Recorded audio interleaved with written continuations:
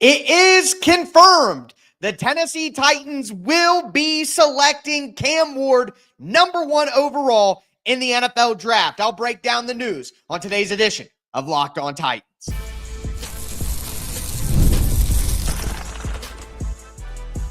You are Locked On Titans, your daily Tennessee Titans podcast, part of the Locked On Podcast Network, your team every day.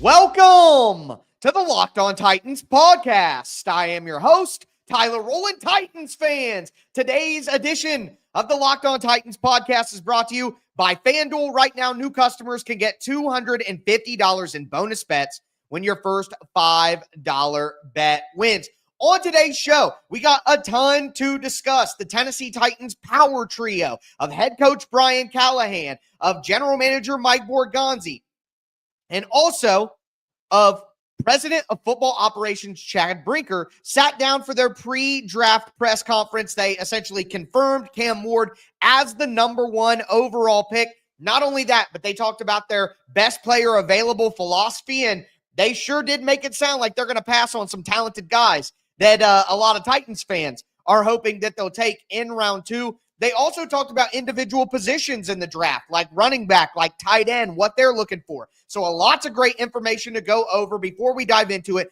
do want to thank you for making Locked On Titans your first listen each and every day. Remember, Monday through Friday, Tennessee Titans content all year round, always for free. Make sure that you get subscribed, stay subscribed. It's your team every day here on the Locked On Titans podcast. Speaking of every day, shout out to my everydayers out there tuning in Monday through Friday. Couldn't do it without you guys. If you aren't an everydayer, you need to be one. I'm going to have a ton of content all draft weekend. I go live after every night. I do short videos, get you ready for the day ahead, total recaps. And next week, after the players are picked, I'm going to be going through all of their tape. And speaking of tape, I got a new film breakdown up right now on the Tic Tac Titans film channel about my top 4 wide receivers for the Titans in the draft: Luther Burton, Emeka Egbuka, Jaden Higgins, and Kyle Williams. So make sure that you guys check that out. But enough with the preamble. We do got to talk about what happened at today's press conference. And number 1, the Tennessee Titans essentially came out and confirmed that Cam Ward will be the number 1 pick. And we heard it early in the morning. Ian Rappaport from NFL Network tweeted early in the day, after months of speculation, the consensus around the league is that the Titans will stay at number 1 and pick rather than trade. Sources say no surprise, decision made. There was real interest, but as one team said, they never opened the door. All eyes on Cam Ward. And then the Tennessee Titans come out in their press conference today, and they say that we've reached a consensus on the number 1 overall pick. We've made a decision. Mike Borgonzi admitted that people did try to come up to number 1, that he did get trade offers. He didn't go into details as to what those trade offers actually were, but they got trade offers, and the Titans said no. They turned them down. And then at the end of the press conference, Mike Borgonzi literally said other teams shouldn't even bother with calling the Titans anymore. And throughout the press conference, they talked about Cam Ward at length. If you're right now saying, oh, well, Tyler, they said they came to a consensus. Ian Rappaport's tweet says that a decision has been made. But that doesn't mean that it's Cam Ward. Well, Mike Borgonzi said this about Cam Ward. Quote, we got to know the person, got to sit down with him multiple times, whether it be the combine, the pro day, the private workout, got to meet his family, the competitive edge that he has. You can feel that talking with the kid. He's very intelligent. We've had him on the board several times with Brian Callahan. Great family as well. End quote. Right there when he says we've had him on the board several times, what he means is they've had him on the whiteboard, diagramming plays. Hey, Cam, if you get this coverage with this route concept, where are you going? What are you looking for? What are your keys? If the safety does this and he rolls this way, if they float this way, what are your answers? How do you slide protection? All that stuff, Cam Ward has the answers. And they're telling you right there. They didn't talk about Shedeur Sanders like that. They didn't talk about Abdul Carter like that. They didn't talk about Travis Hunter like that. And not only that, but they kept talking about him. Chad Brinker talked about the pro day moment. He said where Cam Ward looked at him and said, I'm solidifying it today. He said, quote, I think we enjoyed it. Cool moment. Cam, he's confident. I wouldn't say he's cocky. There's a fine line between the two. He carries himself the right way. I appreciate the way he approaches the game, the competitiveness, the way he plays the game with a quiet mind, the confidence he has. I think it's been impressive. So you got the president of football operations and the general manager both coming out talking about Cam Ward. He is the pick. They have confirmed it. And then Brian Callahan went into detail about how he feels with the quarterback and supporting Cam Ward. And remember, the Joe Burrow experience. Brian Callahan said, quote, one of the things unique to my journey in this profession is that I've done it before too. I've been a part of a young quarterback, number 1 overall pick, coming to a team that picked number 1 for a reason. We weren't good enough last year. We're picking first, and we have a chance to add a really good player with the first overall pick. There is a lot of things that I learned from that first lesson in Cincinnati when you bring a player like that will help us in the process. I think we have added the right players in free agency. We have good young players here. We got to do a lot better job coaching and putting ourselves in some better positions. Those things to me are all part of the equation. I feel good about where we're at and where we're heading and how we're going to get there. And they're going to get there with Cam Ward. And I think it was interesting that Mike Borgonzi also mentioned, I was in Kansas City with Andy Reid and Patrick Mahomes during that process. Talked about Brian Callahan being in Cincinnati with Joe Burrow. Talked about Chad Brinker, Jordan Love, Chad Brinker being around for the Green Bay Packers organization that has been a quarterback factory for 40 years. So everyone within the organization has done this before. Everyone in the organization has seen this process with a young quarterback work. They've seen what it looks like when it works. So I was real fired up about these comments. Now, look, we do got to acknowledge the reality here that Cam Ward has to make better decisions. He's got to find that balance. And Brian Callahan even went out of his way to talk about that. He said, I don't want to take away what makes a player great. You have to play a certain way to be successful in the league. But when it's time to put on the cape and be Superman, you don't want to take that away. It's a balance. He talked about how you look around the league. The best quarterbacks in the NFL, they do Superman stuff. And shout out to the Superman movie coming out this summer. I'm fired up for that. Hope you guys are too. But side note, Patrick Mahomes, Lamar Jackson, Josh Allen, even Joe Burrow with his mobility, man. Joe Burrow is a pocket Jedi the way he slides around there. Jalen Hurts just won the Super Bowl. The best quarterbacks in the NFL have the ability to make plays when things break down. So he needs to make better decisions, yes, but as Brian Callahan is saying there, you don't want to tell Superman to take his cape off. You're going to need it. So I loved everything I heard from the Tennessee Titans, whether it be Ian Rappaport, whether it be Chad Brinker, Mike Borgonzi, Brian Callahan. The Tennessee Titans have confirmed Cam Ward as the number 1 overall pick. And guys, if you've been listening to Locked On Titans for about a month now, 3 weeks now, I've been telling you the same thing. It's confirmed. Cam Ward is the guy, and now we ride. But the question becomes, what do the Titans do after Cam Ward? What happens then? Well, I've been trying to tell you guys for weeks to keep an open mind, and the general manager of the team is trying to tell you to keep an open mind as well. Today's episode is brought to you by FanDuel Sportsbook. Look, the NBA playoffs are here. FanDuel is giving new customers an incredible way to get in on the action. Right now, when you join FanDuel and place your first $5 bet, you'll get $250 in bonus bets if your bet wins. Look, I love how FanDuel makes betting so easy, whether I'm picking my favorite team or diving into some player props. I love the way FanDuel looks. It's the best looking app out there. From three-pointers to steals to assists, FanDuel has so many ways to bet your favorite player props. And even after the game tips off, you can combine live prop bets into a same-game parlay for a chance to win big. Don't miss out. Head to FanDuel.com and claim your $250 in bonus bets today. Once again, that's FanDuel.com.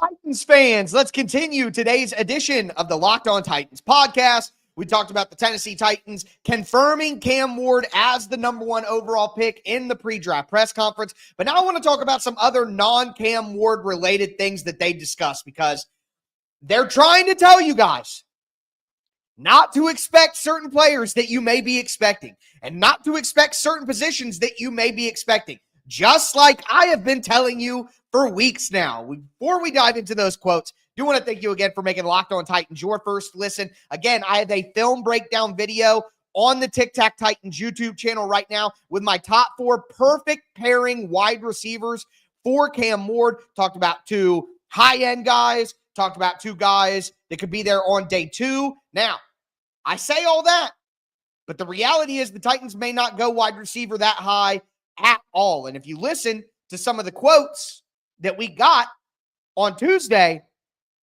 well, it's pretty clear. Mike Borgonzi said this about supporting Cam Ward. You want to surround a young quarterback with as much talent and environment he needs to succeed. But we're also building a team here.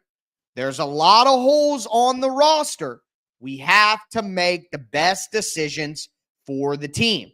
Borgonzi also said, I think we have 8 picks, and we're going to do as much with those picks. If they turn into more picks, we will see how the draft goes and unfolds. We certainly have a lot of needs as a team right now. That's the second time he's mentioned that. The third time, if you count Brian Callahan's first comment about the team not being good enough. We're going to do our best to stay true to the board. Draft best player available. Not really reach for needs at this point, but this is a big opportunity for this organization. Really a tone setter this draft for the guys we bring in here right now. Part of staying true to the board, you're trying to marry up the need with the value. You never want to force a need in the draft. For us, we do have a lot of needs. That's the 4th time. So I think it is important for us to stay true to the board and take the best player with that pick. We don't want to force needs and force a pick based on that. They are telling you, we're not just going to go out there and say, like some of you guys in my comments say, after Cam Ward, it's wide receiver, edge, lineman, linebacker, tight end, running back. I don't care who's available. You got to take those positions in that order. And I'm sorry, that is not how this is going to work. They may take a guy who isn't even a starter this year. Remember when the Titans took Roger McCreary in the 2nd round? And everybody was like, why would they take a cornerback when the Titans already have 2 starting cornerbacks? Why would they do that? Well, now Roger McCreary is one of the only good players on the team. So when the Titans go out there and they draft an interior defensive lineman, when they draft an interior offensive lineman, which is really Tyler Booker, Donovan Jackson, I think are right there for the Titans on day 2. They go something like that, I'm not going to be mad. I'm not going to be shocked. I'm going to be sitting here telling you, I told you guys. Now, they could go wide receiver. They could go edge. I think edge is way more likely. If they're not going wide receiver, I think it's because they're going with an edge. A guy like Donovan Azaraku, a guy like James Pierce, a guy like Nick Scourton. I don't know. I've heard it pronounced a million different ways. Like Cam Skataboo. I watched Joe Tessitore on ESPN. He says Cam Skataboo. And then I have people dogging me in the comments saying it's Cam Scatabo. I mean, whatever. Who knows at this point? Kamara. But the point is, they are telling us that they are going to draft talent over need. And I always, when people say, no, they have to take a wide receiver there. What if the wide receiver that's available is 60th on your board? Are you going to take the 60th best player at pick number 35 because you need a wide receiver? Or are you going to take the 28th ranked player who's an offensive lineman or an interior defensive lineman or an edge who has dropped to number 35? Are you going to take the 28th player on your board at an incredible value? Or are you going to reach for a position that may be a more dire immediate need, even though that player isn't the best player? Like, no one ever wants to answer that question when you pose that question to them when they say, you got to take a wide receiver. Well, answer that question. Would you take the 60th best player on your board at wide receiver instead of the 28th best player on your board at interior offensive or defensive line or at edge? Be honest. And if you're going to look me in the face and say, I'd take the 60th best player because that's a position of need, well, I'm sorry, I don't have anything nice to say to you. I think that's illogical. I think that's insane. And I don't think that any NFL team is honestly doing that. And the teams that do that are the teams that are dumb.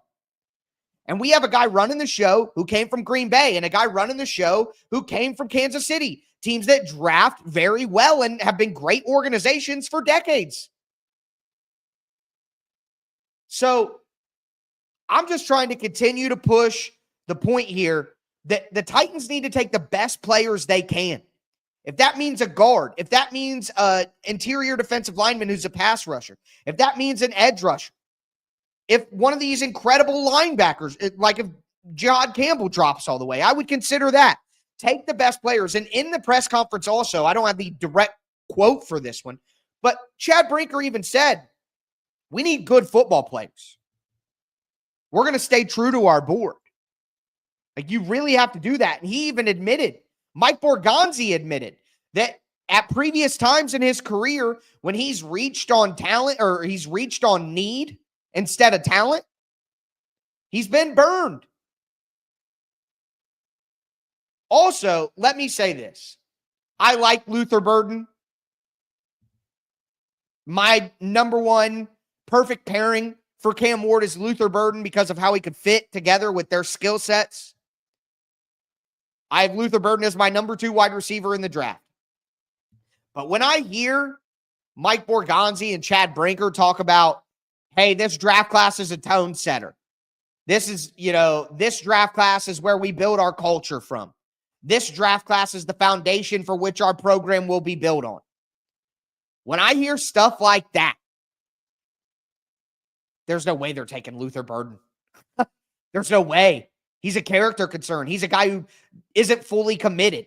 Now, he'll probably go, if he went to a team with a strong culture in place like the Eagles, he'll probably go crazy and be amazing. But if you're trying to build a strong football culture, you can't have one of your pillars of your franchise be Luther Burden. You just can't.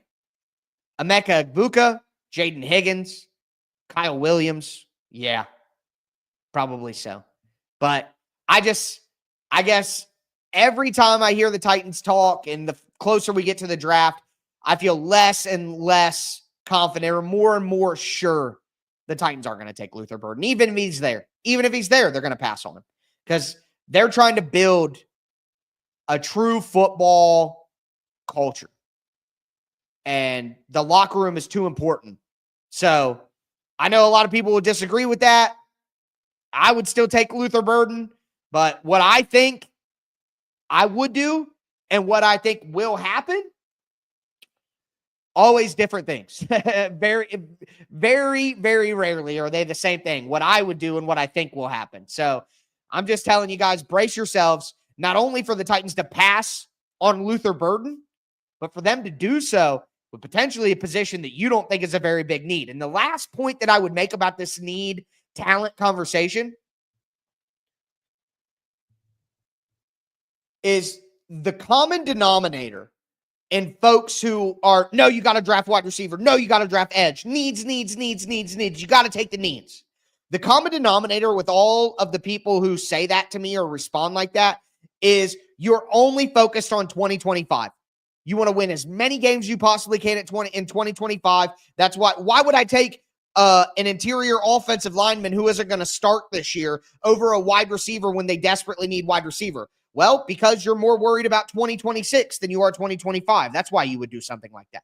But most fans only care about maximizing wins the next time I watch football. I want to be happy on Sunday. I want them to win as many games as possible. If the Tennessee Titans could take a player that they know would be better in 2 years than a player who would be better this year, they would take him. The Titans want players who are going to be better in 2026 than 2025. Luther Burden may be better than some players in 2025, but 2026, maybe Luther Burden is a bad example, but do you see what I'm saying? It's very obvious that the Titans, and they even talked about that. I mean, Mike Borgonzi said part of the draft process is projecting 2 or 3 years from now. What are they going to be? So for us, we are trying to think, what is this player going to look like in year 2 or year 3? That is what really separates good teams. You're really digging in on the talent, and you're trying to find what are certain traits that are going to project this guy to being a contributor or a starter. He said, what is this player going to look like in year 2 or year 3? The Titans are a rebuilding team. They're building their foundation. They are telling us this team has a lot of needs. We're not a very good team. Like, they're screaming at you that this team is not good. The roster is not good. This is going to take a while. They're not going to prioritize a 2025 need over a 2026 potential. They're not. So I'm just telling you, with the draft a couple of days away, 1 day away, get your mind in the right spot, folks. But the Titans also talked about some individual positions and their philosophy there, and I thought it was very interesting. Do want to let you guys know that today's episode is brought to you by the Amazon Fire TV Stick 4K. Did you know that your Fire TV is also an Xbox? You can turn any TV into your gaming and entertainment hub with a Fire TV Stick 4K device, no console required. Just grab your paired controller, subscribe or sign into Xbox Game Pass Ultimate with EA Play included, and you're ready to play. Dive into hundreds of premium titles from EA Sports College Football 25 to Call of Duty Black Ops 6. You can stream all your favorite TV shows. They have Netflix, Prime Video, Disney Plus, Max. The fact that you can use a Fire TV stick to watch all your favorite shows and also play Xbox games, I mean, that is some crazy technology. You don't even got to carry your console around with you. Just take your Fire TV stick. It's absolutely insane. Head to Amazon.com/Fire TV Locked On to get started. Xbox Game Pass Ultimate subscription and compatible controller required. Available on select devices, including Fire TV Stick 4K 2nd Gen, Fire TV Stick 4K Max 1st and 2nd Gen, and Fire TV Q 3rd Gen.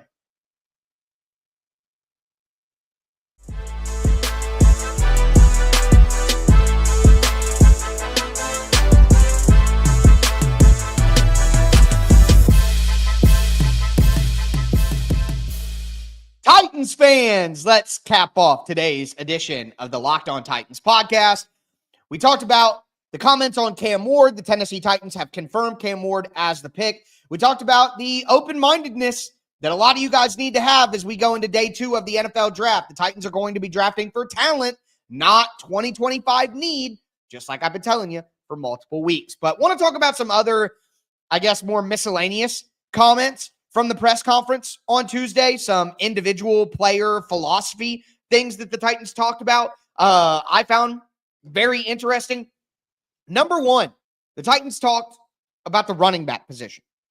And Brian Callahan specifically talked about the running back position. And he said, I think nowadays, you need 3 running backs because guys are going to get banged up. And he talked about Tony Pollard and Tajay Spears, and he mentioned Julius Chestnut as well, who the Titans brought back. But what I thought was most interesting is Brian Callahan mentioned a certain style of runner. He's like, might be interested in a certain style of runner. And it lines up with exactly what we've been talking about and what I've been talking about on the show.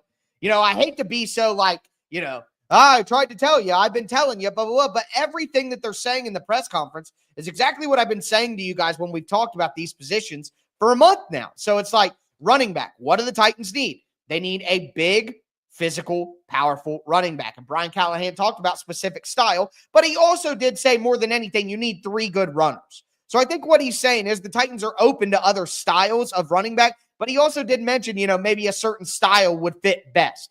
They know what they need. They need a big, powerful running back who can do short yardage, who can take carries. Tony Pollard's not going to make it. He barely made it last year. He was falling apart by the end of the year because of all of the carries that he's had. Tajay Spears could barely stay healthy at all last year. You can't count on either of them to stay healthy for a full season and fulfill their role in the way that you hope. So you need a third running back to give you a security blanket, and having a guy with a varying skill set from those two smaller speed backs, that would be perfect. So I feel like it's like 3 levels. Smallest and fastest, Pollard or Spears. Pollard is the mid-range guy. He's a little bit bigger than Spears, but not quite as buggery, if that's a word. And then you need your big power back. They interviewed Caleb Johnson, for example, as a guy they talked to out of Iowa. I've been talking about Ollie Gordon as a guy that makes a ton of sense. If they really want to go late, Phil Maffa from Clemson. Maybe he's a guy you bring in. You know, there are options there for the Titans. What if the Titans went Omarion Hampton at pick number 35 if he was there? That would really, like, I'm talking interior line, offensive line, you know, edge, but that would really shake some things up. Be very interesting. But regardless, they know what they need at running back, but they're going to get a running back in this draft. It's too good of a class of running back. They also talked about tight ends, and I thought this was really interesting. Mike Borgonzi said that he's not as, how do I phrase this? I don't want to put words in his mouth. I don't have the exact quote. I'm trying to paraphrase it for you guys because it's better for the discussion. But he was basically saying, like, you don't necessarily need a true inline, wide, tight end, do it all, like George Kittle type. He was saying, you know, now in the NFL, it's kind of committee. Tight end is more about committee. You have different kinds of tight ends. So that was something interesting that I thought the philosophy of what the Titans are looking for at tight end. I think about a do-it-all guy like a Trey McBride, like a George Kittle, like a Mark Andrews, blah, blah, blah. But the Titans are talking about tight end like it's more of a committee position for them. Like, we don't necessarily need the do-it-all, you know, prototypical tight end. We can have a group of guys at tight end. And that makes sense with guys that you know, they had a visit with Terrence Ferguson, who is more of a blocking tight end. So if you have Josh Wiley, who's kind of the in-between, he could be a vertical threat, he could be a red zone mismatch. You have Chigakonkwo, who can be your move tight end, your secondary tight end, your flex tight end. And then you have a guy who could fill the, you know, the Jeff Swaim role, the Nick Van Ette role, a guy that could fill that role right there, who could be the blocking tight end for the team.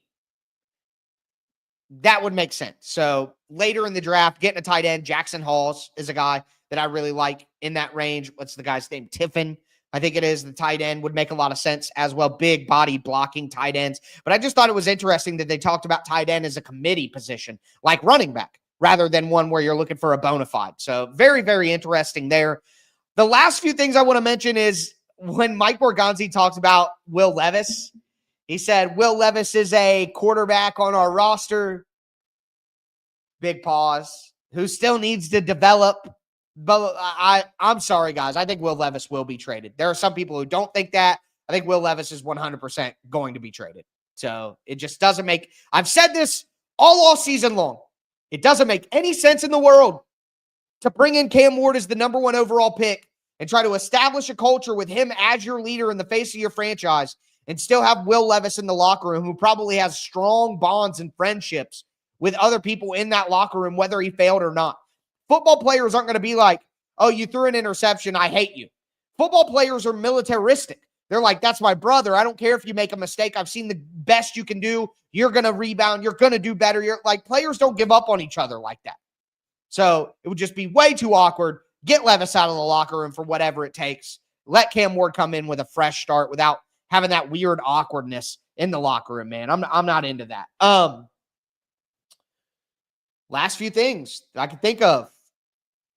Talked about trades for veterans. Borgonzi was very coy about that. Didn't really give any hints or anything about trades for veterans. He was just like, yeah, it depends on the player.